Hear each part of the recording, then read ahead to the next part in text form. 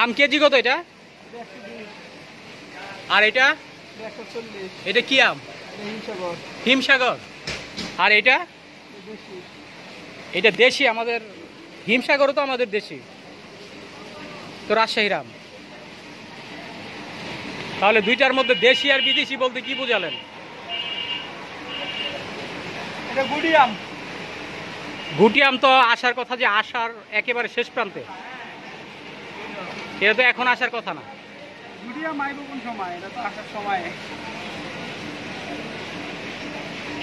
কিন্তু এই আমটার এত দাম হওয়ার কারণ কি? গুটি আমটা গুটিটা মিষ্টি ভাই, এটা টক নাই।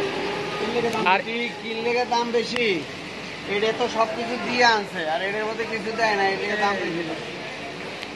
ও তাহলে ফরমালিন ফরমালিন মুক্ত না যুক্ত?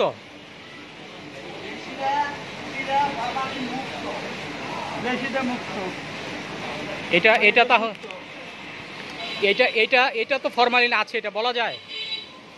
বলা যাবে?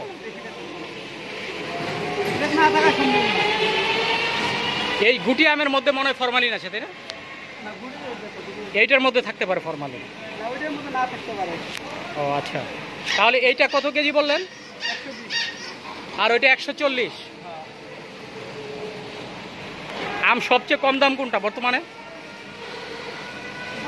কম দাম বলতে আপনার যেটা গুটি মিষ্টি, টক, ওইটা একটু কম আছে। টক যেটা, এটা একটু কম আছে না? ওইটা কত করে? এটা পরে 50-60 টাকা, 50 টাকা পরে। আর যেটা আপনার মিষ্টি, ওটা আপনার আরতে 80 টাকা, 70 টাকা। 180?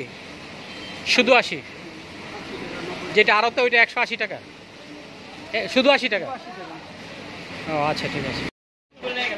ল্যাংড়া এটা কত করে কেজি? এইটা কেজি কত? আর করুন, এটা কত? 130। তাহলে গুটি আম কোনটা? ল্যাংড়া আর গুটির মধ্যে পার্থক্য কি? ল্যাংড়া হলো 140, গুটি হলো 140, আর এটা হলো 130।